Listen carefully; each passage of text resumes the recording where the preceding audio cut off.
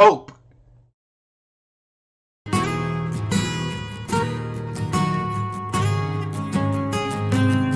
It's what I'm giving up for Lent. Hi, and welcome to Quilt Meets World, where we have adventures in piecing and joy. I'm Russ. Come on into my sewing room. Well, the big thing is we still haven't heard. You know, that thing that I can't talk about with work that, you know, everybody keeps asking about, we still haven't heard. We were initially told we would hear Thursday. On Thursday, we were told that we would hear Friday. And here it is Wednesday, and we still haven't heard anything. So who knows? The latest thing that I have a hypothesis on is um, somebody was told to tell it on Friday, and they received it on Friday, so they assumed next Friday. I don't know. We'll find out when it actually happens. And in even worse news, I said last week that David was coming into town. He called me Wednesday afternoon and said he had to cancel because his boss has scheduled meetings early this week and he needed to be there in person, which means I didn't get my Bucky's Beaver Nuggets. But we both know, it's always good if he has to cancel because, you know, we're like that. So I did different things this weekend. After I recorded my video on Wednesday last week, I got a call from my local quilt shop. They were calling to let me know that the blue border for the On the Bright Side Saturday sampler that they did is no longer available. They apparently were hunting around through quilt shops all over the country, and they said that all that's left is from a shop in Seattle and then Singapore. They invited me to come down to the shop and take a peek at the fabric options that they have available for the fabric line to say, okay, do I want this? Do I want this for the border and stuff? And, I was like, do you have that same border pattern but in banana? That kind of confused her. And then I was like, yellow. That's the yellow color. I have the fabric line in front of me and I'm just, seeing what's in the fabric line and if you guys have it and stuff. So she said that they had it, and then I asked about the poolside Bella Solid, and she said yes. So I am swapping out the blue border for banana. I forget what they called the blue in it. And then I'm swapping what was going to be the purple sashing for poolside. So I I don't think the yellow and the purple would have been as great together. They still would have been fine because everything's in the same fabric line. But I think the poolside goes a little bit better with the banana. I got those, and she's like, "Okay, we'll call you back when everything is ready." And I was like, "I'm coming in this weekend." This was before the David conversation. So as long as it's going to be ready for this weekend, you don't have to give me a call. She goes, "Yeah, we'll have it ready by then." I was like, "Okay, fine." I think the amusing part about the whole conversation is she kept apologizing for things. And I was like, I'm one of the few customers that you don't have to worry about justifying things. I'm fairly flexible as long as, there's other options that I can do swaps with because, you know, honestly, I wasn't a fan of the blue. I don't think the blue went great with the purple in the finishing, but, they chose it how they chose it. And you're welcome to go on your own with the Saturday samplers, but you end up getting put last on the list, and it's whatever fabric they have left. I'm like, I don't normally want to be put last because you never know what fabric they're going to have left. If you are doing it the way they suggest doing it, you're usually guaranteed about getting what they want, what they have. I think this is the first time that they didn't have the fabric available. I don't know whether it's just because it was a popular line and when they had to decide to outsource or source out the remaining fabrics that they couldn't get it, or uh, whether we just had that many people want to finish the program how they finish it. I don't know. It doesn't impact me because they're the ones doing it, not me. But I'm still going to have a wonderful product, and I am very excited. In fact, I have the finishing kit in hand.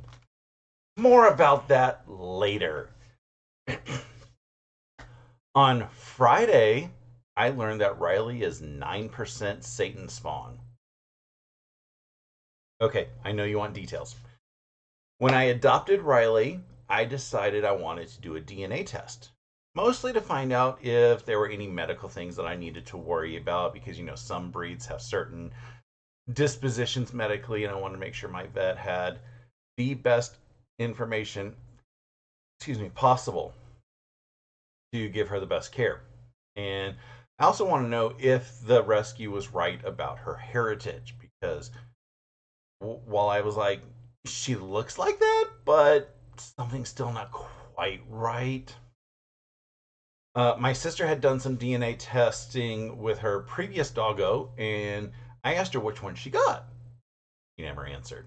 I don't remember if that was just because I asked her during tax season, or tax season phase 2, or tax season phase 3, or even tax season phase 4, or one of her tax seasons, or whether she just, didn't want to tell me, but I never got an answer. Embark, which is one of the DNA tests, had a sale going on, and she was like, "Yeah, you should be able to do that one." I'm like, "Okay."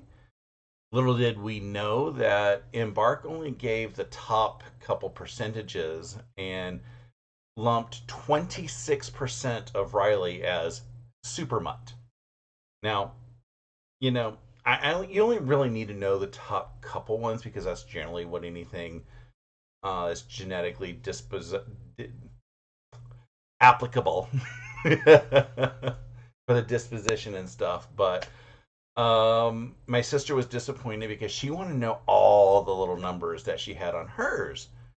And I told her, I was like, when I asked you which one you did, you didn't quite tell me. And that's when I ended up learning she did wisdom, which is, a competitor. She then was like, well, you should do wisdom as well. And I'm like, I don't know if I want to spend another $100 just to figure out the small percentages. So time went on, and I guess wisdom was having a sale or something because about a month or so ago, maybe it was like right after Christmas, I don't know. She had sent me a wisdom kit, and she's like, we want to know what the little percentages are. So I was like, okay, awesome, I'll do it. Riley was not thrilled to be swabbed. I mean, I don't remember having a big issue the first time she was swabbed, but maybe she just didn't like it, or I don't know. But I was trying to bribe her and everything. Managed to get her swab and gave her her treats and stuff, and I sent it off. The results came in Friday. As you can see from the results that I'm throwing here, she's 9% Satan spawn. The joke we said was maybe that explains why she always forgets when David's here and starts barking at him again when he comes downstairs or something while he's visiting. There's a few other things that came in the DNA results. I'll share those in the scenes from the week, but they were kind of interesting. I don't think I'm going to pay for all the other trait things because, well, I kind of know how she acts, and I don't think that's going to end up changing whether or not, I get additional results or not. Saturday was Percy's birthday. He turned 14, and yeah, he's definitely a teenager at times. His adoption day is in the middle of April, so I don't know if I exactly celebrate that too much, but it's always great to celebrate birthdays. He had a wonderful day of cuddles and wet food. And yes, Riley got wet food too because I can't give one without the other.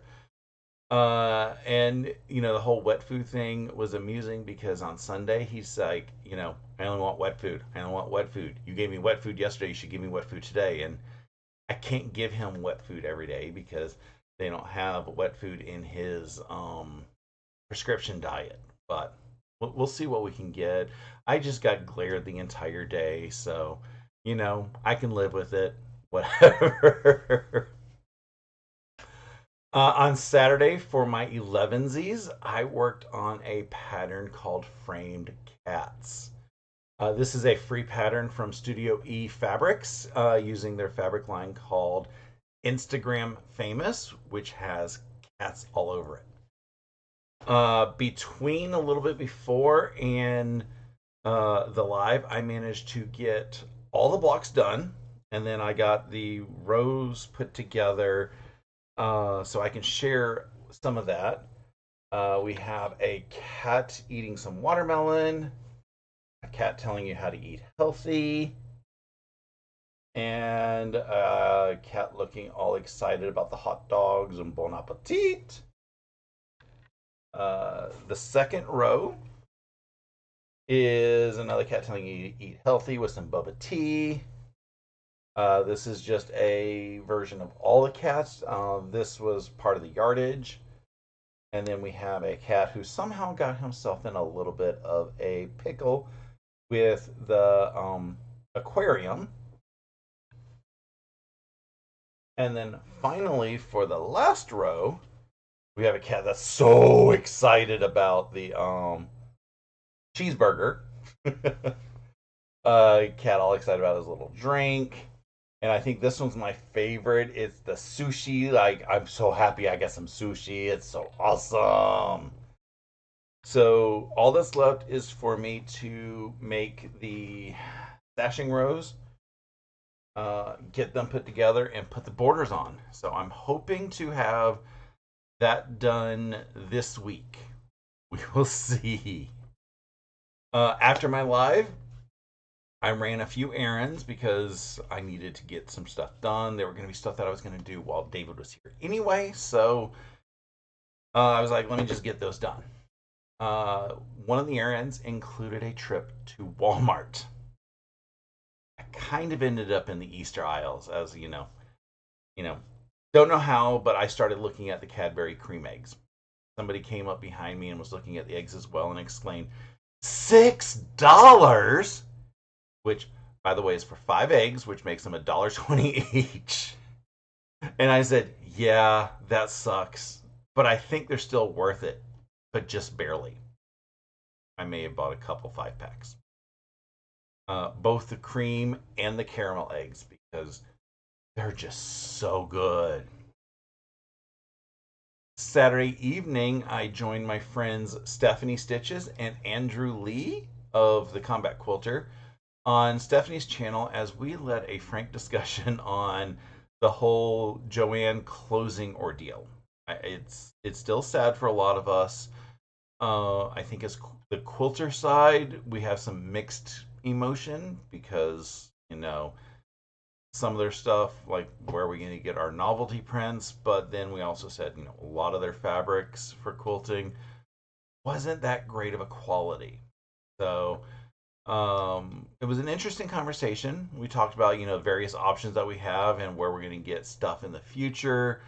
Hopefully, it brings more people back to the local quilt shops because the other big stores don't necessarily have that great of a fabric selection. So I'm hoping that it just pushes more back to the quilt shops, that we can get quilt shops, continue that burst with them, and hopefully don't lose many more in the future. On Sunday, I somehow slept in. I don't know how I did it. Anyone who knows me is it's very difficult for me to sleep in. I'm usually up somewhere between 6:45 and 8 if I'm not setting up my alarm, and usually it ends up being about 7:15 and I just lay in bed until 8. But I slept till 10, which is very unlike me. I guess I needed to sleep. Once I got myself up, motivated, fed, and everything, I spent most of the day in here trying to rewrite a pattern. As I showed you, I picked up my Saturday sampler kit, and I took a peek at the instructions, which are here, and that's about all I can probably share. And I was like, I don't understand why they're doing some of the things that they're doing. And I can show probably just a little bit more. The way that they finished their stuff is okay. I'm trying not to show any of the actual, instructions and stuff. But the way that they finished the stuff is like this, which is just bordering each block with some sashing, and then taking the bordered blocks and butt them up next to each other. And I wasn't quite happy with the way that was going to come out, because it felt a little wonky, and it just felt weird to me, because you had 4 of the same color background fabric coming together, and I'm like, shouldn't that just be a single square? So I just spent some time trying to rewrite it to make sure that with the fabric that they gave us, that I can cut the full squares. I think I made a couple other minor changes to the pattern to give it basically the best option in my mind. This is all my mind. How to get it to work. Now, I'm going to tell you, there is no right way when it comes to the way that we do some of these finishing patterns. If you look at the way that the pattern was written, you have the exact same cuts being used across every single block, and everything is uniform, which makes it easier for some people. With the way that I'm trying to rewrite it, I'm doing a lot of different cuts. So like the center rows are different from the top and bottom, because the top and bottom are only half. So there's modifications that I'm making that would not necessarily for a beginner quilter be easy for, because if you look at most of the beginner patterns, everything is exactly the same. I get it. I like it. I mean, I'm good for things like that. But I was like, I don't want to do it this way. There's things that I would have to think a lot harder on, just to try to make sure seams came up. So I was just like, I just want to do it my way. I'll have smaller things to be putting through the machine as I needed to make sure things lined up, and I think everything will come out better. So, like I said, I spent the time rewriting it. Like I said, there's big differences, and I think I would rewrite it more as more of a, I'll just call it advanced beginner instead of a beginner. I think Saturday Sampler, they try to say everything is a advanced beginner anyway. So maybe it might be listed as intermediate. I don't know, but either way, it makes sense to my mind, and I think I'm saving a few inches of fabric doing it that way. They gave us plenty of fabric to have a little bit of an oopsie, so I'm not really that concerned. Although I only went based on the fabric requirements they wrote in the pattern. I haven't measured the requirements, so I got to measure what they gave us. So I got to measure what they gave us before I make any decisions as to whether or not I'm going to be able to cut it the way that I have decided. So, yeah, hopefully I will be able to start cutting that soon and get that prioritized in my list of what I will be finishing soon.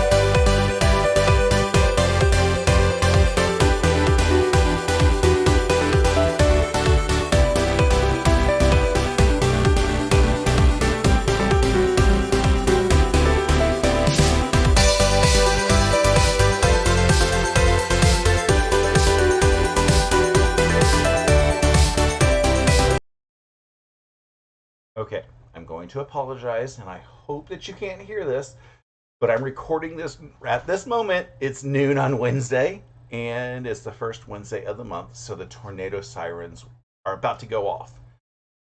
Um, so if you hear a little bit of a buzzing in the background, it's going to be that. Right now they're talking, and probably in about 10 seconds it's going to go off, but I need to get this recorded. So what's going on this week?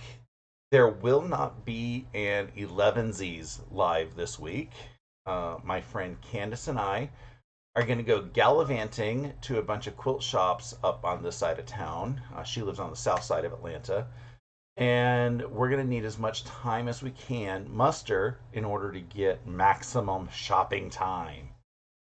We have a few shops we want to do, and I think I just added a new one that may have just opened in the area. So we're going to try to get that, and we'll probably enable each other quite a bit. And then, Saturday night, don't forget, is the start of daylight saving time this year, or as I call it, government mandated jet lag. It also begins my annual complaint about people writing EST when they should be writing EDT for when they tell a time with a time zone. Frankly, that is probably why I always just say ET, because, some people aren't quite smart enough to understand the S versus the D. Who knows? Spring forward means we are losing an hour, and they say that we lose an hour of sleep because it happens in the middle of the night. But truthfully, you don't lose it unless you actually set an alarm to get yourself up before your body says you're going to get up on Sunday. Unless you actually have to set your alarm to get up on Sunday mornings for other things. Normally on a Sunday, I wake up between 7 and 7:30. So, I'm probably going to set my alarm for 7:45 or so. That way, it should hopefully reduce my Monday shock a little bit. But the excellent news is I managed to score the Monday after daylight saving beginning this year off. So I don't have to go into work Monday. It means I have that extra day to help recover, even though, I have stuff scheduled that day and I have to get up. It's also usually, though, Tuesday that people have the biggest issue because, most people will get up at whatever time on Sunday, and then Monday is the first time that they're really getting up an hour early, and Tuesday is when it actually hits them. So I'm going to be driving around when most people are going to get hit in their head that says, oops, daylight savings time has kind of hit us. Anywho, I think that is going to be about it for today. I hope you were entertained a little bit with my weekly shenanigans.